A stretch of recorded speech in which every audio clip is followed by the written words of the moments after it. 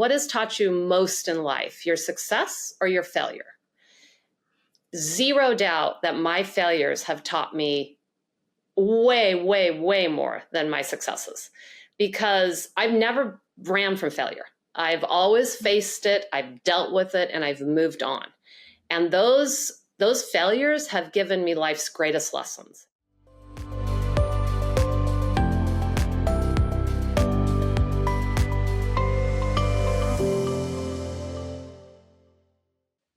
Hello, and welcome back to another episode of Career Path. I am your host, Katalina.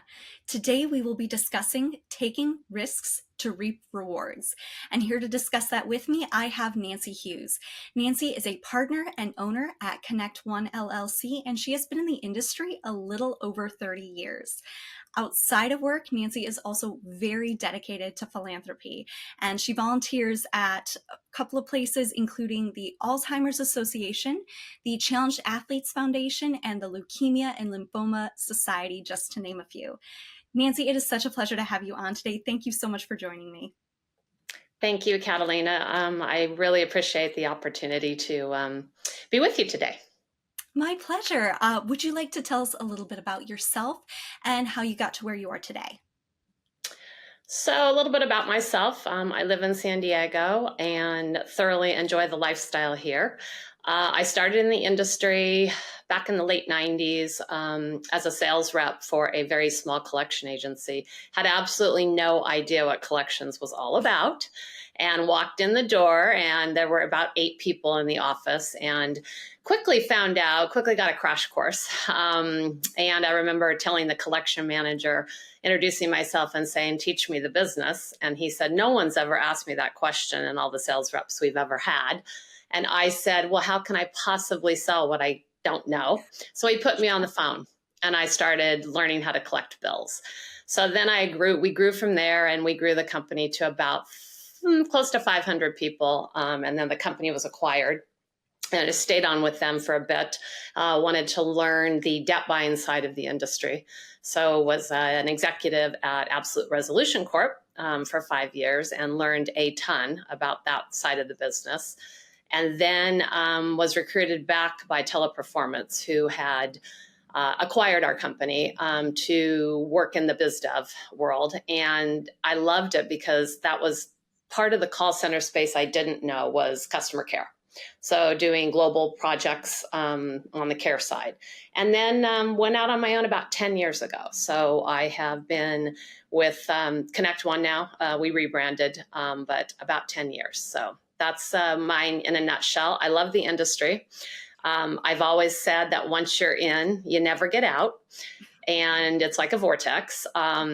And I've met some amazing people, and I love to hear their stories. Everybody has a story of how they got into the collection business, right? And this career has awarded me the ability to do the charity work I love to do. So it's been a great career, and I'm certainly not done yet.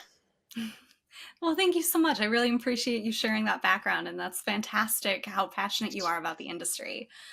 So let's dive a little bit into our topic today, that taking risks to reap rewards. So what kind of risks do people need to face while building their career? So I believe that no matter what career you're in and what role you have, there is inevitably risk. So I think that you have a couple choices. You stay stagnant, or you take risk, because without risk, there's no opportunity. So I feel like everybody has a little bit of a different risk tolerance, I will call it. But I believe in every career there is risk, and you have to make that choice of standing still or moving forward. Mm-hmm. I totally agree with that. And you mentioned that risk tolerance. Is there a way to kind of figure out or gauge your own risk tolerance? I have a very jaded view on this subject because I'm a big risk taker. The good, the bad, and the ugly of that, I suppose. But I think that you surround yourself both personally and professionally with a good support system, and they can help you, figure out what your tolerance level is. I jump in with both feet. That's just who I am, and that works for me. That doesn't work for everybody. So I think you have to really look at the individual situation and see where your tolerance level is. So the best way to do it then is to kind of take those risks, but make sure you've built up that community so you have something to fall back on. That I believe that would be my advice as a serious risk taker. I also feel like, if you have an opportunity in your career to, for instance, take on a new project that you have zero experience with, but you feel very comfortable that you will be successful, then take the risk. I also believe you have to, weigh the risk versus the reward. If the reward is much higher than the risk, then obviously that's a no-brainer. If they're about the same or the risk is a lot higher than the reward, then you really need to kind of think about it and give it some time to, resonate. What is it going to be? What's it going to look like at the end? I also believe that you need to weigh the risk. How does this affect other people? So if it's affecting other people in a negative way, then that risk, in my opinion, would not be worth the reward. Absolutely. Now, how I know you might be a little bit biased by this because you did say you're a big risk taker. You like to jump in with 2 feet, or 2 feet. Oh my goodness, with 2 feet. But where within careers, because obviously, like you said, every career path is going to have risks, but where should people be taking risks? Where should you look for a risk that you should take to try to reap rewards? Again, putting yourself out there to take on additional responsibilities, to take on projects that get yourself out of your comfort zone. I think that people, when they get out of their comfort zone, they actually find a new comfort zone, and they are pretty impressed with, wow, I could do this, when maybe 6 months prior they're like, oh, I would never have tackled that. But the minute they decided to take the risk, they were offered a huge reward. Also, talk to your support system, whether that's I've been very, very lucky in my career. And I was one of the only women in the industry back when I started. Certainly one of the only executive women in the industry. And it was tough. We didn't have the mentoring that I think a lot of, such as yourself, have. The younger women that are in the industry now, I believe that we try very hard, us, veterans in the industry of women, like the women's, Women in Consumer Finance conference. We never had anything like that. But I was extremely fortunate to have really great men that mentored me. So I would always ask them. I would say, what do you feel? I got offered this opportunity. How do you feel I should go about it? I knew nothing about sales of collections, and yet I went after all the large banks. I thought, what is the worst case scenario? They can just say no. And I always would say, when they would say something like, well, can your company handle this project or this type of debt, or this, what tier are you in? I had no idea what they were talking about, but I would just say, absolutely, we can do that. And then I would go back to the office and say to the team, okay, how are we going to do this? We're going to figure this out. So, I think that if you have that support system, again, mentors, people, colleagues, both professionally and personally, that you trust, they're not going to mislead you. They're going to guide you. They might think you're a little crazy, like people did me often, but they will guide you, and they'll be there to support you if you do fail. I love it. So just leveraging that support system and taking those risks wherever you see opportunity to take on new responsibility. And a little bit, it seems like, of fake it till you make it, where it's possible. I hate that term, but it's very true. And it's worked for me. And now, talking about some bigger risks, potentially enormous risks, how do you go about making a decision like that? So are there different steps you would go through, or a minimum of information you require when considering taking a bigger risk for a bigger reward? So I've had some very enormous risks in my career. The largest one by far is deciding to start my own company. I remember really having to weigh the pros and the cons, which I probably didn't spend enough time on, to be honest with you. But when I started talking about it with my support system, everybody thought I was crazy. They were like, you're leaving a big corporate job with the big salary and all the benefits. You know, my daughter had just started college. It was not really the best timing. But people telling me I was crazy made me even want it more. And so I sat down and really did a lot of soul searching. Like, I knew beyond a shadow of a doubt I could do it. I think if I had to do it over again, I would spend more time really kind of putting down a list. What are the pros? What are the cons? What do I need? What are the steps I need to do to get to, A, B, C, D, to get to Z, right? To get to where I want to go. Laying down a business plan. All of these things I didn't really spend enough time doing. Again, it worked out for me, but there were some very tough times, and it was tough, and it was lonely. I was an island of making decisions where always before I had, an office and a team, a management team, a partner to talk to about things. And when you don't have that, you don't realize how isolated you become. So I felt like and being a huge risk taker, if I was to do it again, I would spend much more time really, really focusing on a business plan and weighing the pros and the cons. Hopefully, I would have dove right in again, and I have zero regrets for doing this. But it was definitely not for the faint of heart. And I think a lot of people have those types of enormous risks. I know people that in their career, at 50 years old, they decide they want to make a huge career change, or they want to go back to school.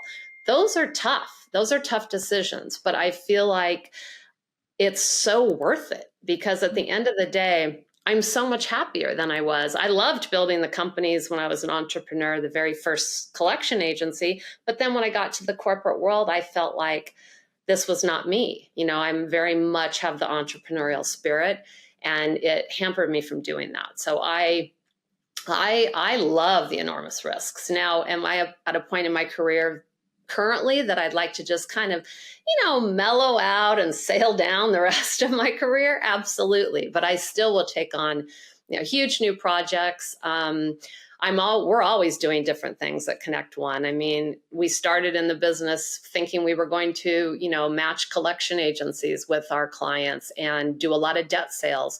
We absolutely do a ton of that. But now we're doing mergers and acquisitions, and we're raising capital for startup companies and doing consulting work for startups and entrepreneurs. That to me is super exciting. It's like something I've never done before. So I'm learning something new 30 years into the career. And I love that. Without the risk, I would never have those new opportunities. Yeah, you can always learn something new. And Every day. Definitely. Absolutely. I make it a goal to absolutely learn something new every day. And I think about that. I don't know who said the quote or whatever it is, but making yourself 1% better every day by I learning love something, that. a new skill, challenging yourself. All it needs to be is 1%, because by the end of the year, you're 365% better than you were. So I love that. That's a great quote. That's a great quote.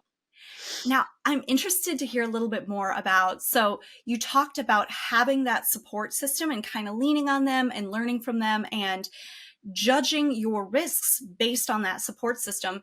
But yet when you talk to your support system and they were like, you're crazy, that almost kind of fueled you more. So where is that balance there? Where do you listen to them for guidance, and where do you go, maybe I should still take that risk?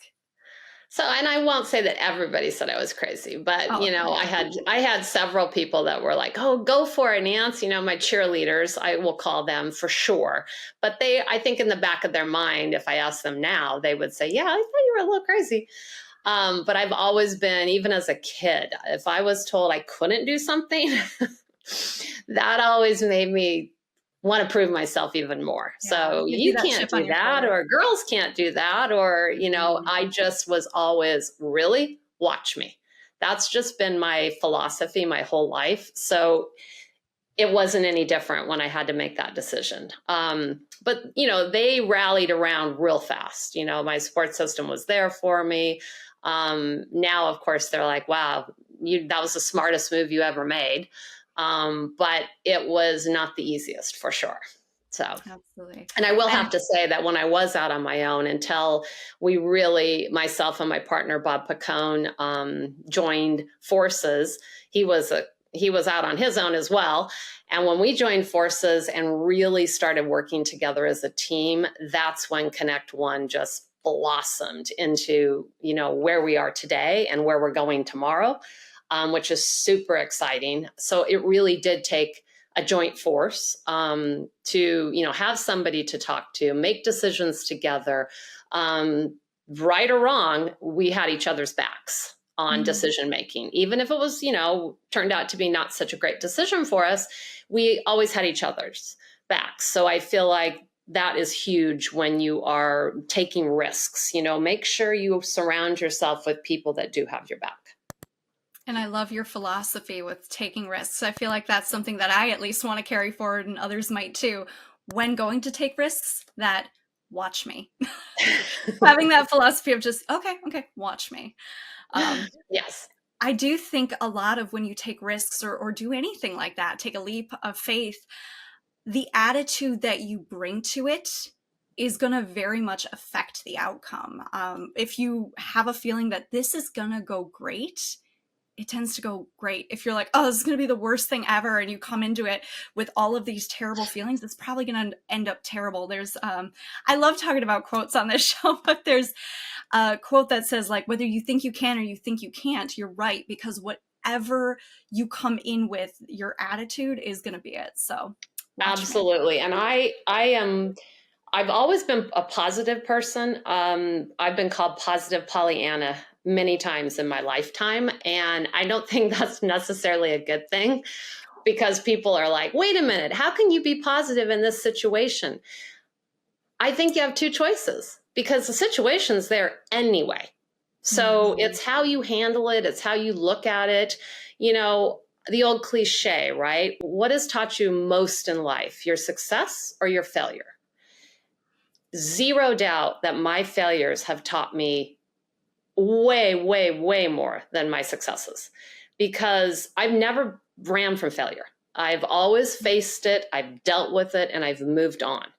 And those failures have given me life's greatest lessons. And as long as you can learn from them and not do that same exact situation that caused the failure, then you're moving forward. But I always approached it, even when in my darkest days, I approached things with complete positivity, because I felt like the other option was just not an option for me.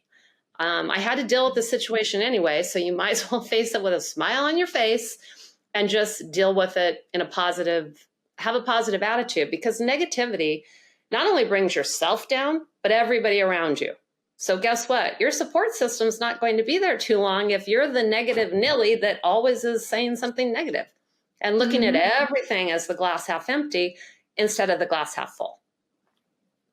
Yeah. And you bring up Pollyanna. That's so funny that you brought that up, because I remember that movie when I was a little girl. It was actually one of my sister's favorite movies. So she played it a lot.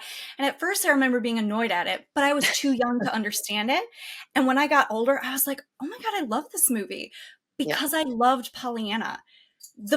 Somebody who can find the positivity even in the depths of the worst situations is something aspirational. And I remember thinking as a kid, like, I wish I could be more like Pollyanna, or I want to become more like Pollyanna. So I don't think that's at all a negative thing for you to be a positive Pollyanna. That's something to aspire to. Yes. And learning that's coming to a situation with that kind of Pollyanna personality, we could call it, would lead you to have success from failure versus falling Yes, apart when you have failure, I which agree. is, yeah, Because very a important. part, failure is a part of everybody's life at some point, right? I mean, if anybody tells you otherwise, I would beg to differ. And it's just failures can be life's greatest lessons. Like I said, I think it's okay to fail, as long as you dust yourself off, pick yourself up, and get back in the game, which is typically what I've done. Absolutely. I'm going to throw out another quote because apparently I just love quotes and I do it all the I time on love this them. show. I'm doing it a ton today. But there's an amazing Thomas Edison quote that says, like, Thomas Edison tried and failed 1,000 times to make the incandescent light bulb. And when Sure. asked about it, he said, I didn't fail. I found out 1,000 ways how not to make a light bulb so that I could find the one way to make it work. And I Brilliant. love that. Yeah, it's just Brilliant. taking I've so heard much that, failure and but I being like, love it. that's not failure. So we've talked a little bit about risks in your career, in your life. I want to talk a little bit about risks specifically in this industry. What are the top risks we face? Now, obviously there's litigation, but what other things are you seeing in the industry?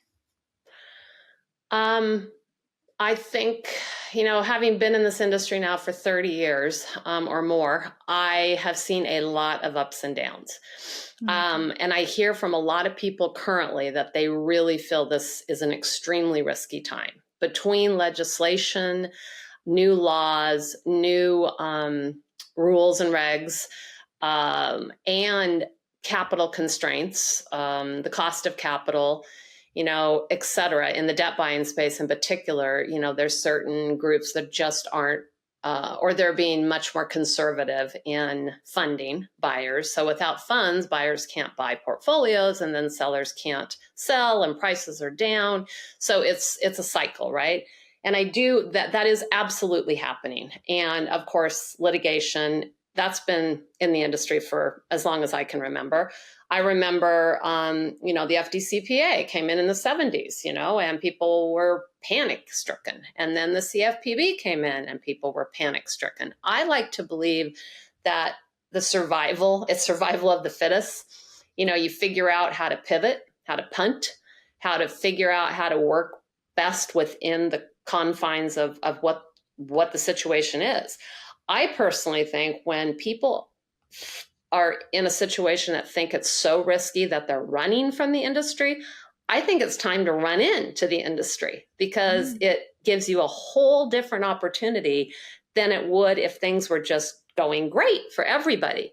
So I love the fact that when people are running away, I'm typically running in because there's something there. There's something exciting around the corner. We may have to get through some topsy-turvy turns to get to the bright meadow at the end, but I do believe wholeheartedly that it is around the corner for the industry. And I'm all in. And I tell people, I'm in the middle of a couple different acquisitions, and people are looking to sell because they are done with the industry. Now, obviously, you have to make that decision on your own. And if you are, at a comfortable point in your life and you do want to retire and have some fun or do travel, whatever you want to do, I believe that you should be, going ahead and selling. But I think it's perfect time to get into the industry. And if I was, I'm always talking to, college students and some of my daughter and son's friends. And, I talk about the industry. I said, there's so much more to this industry than people really think. We're creating thousands and thousands of jobs, right? And there's all different types of jobs. I mean, look at you, right? Look at this job that you're in. It's a whole different part of the industry that people don't see. There's if you're an analyst, if you're super good with numbers, there's a big part of the industry that has jobs. So I constantly telling people, especially young people that are looking, what do I do with my career? Get into this industry because there are lots of great opportunities, great people. I've met some of my closest friends in the industry. I don't think very many people can say that. And you go to other conferences and other industries, I guarantee you that your competitors are not talking about best practices with you, like happens in our industry. I find Mhm. that very unique, and I find it rewarding.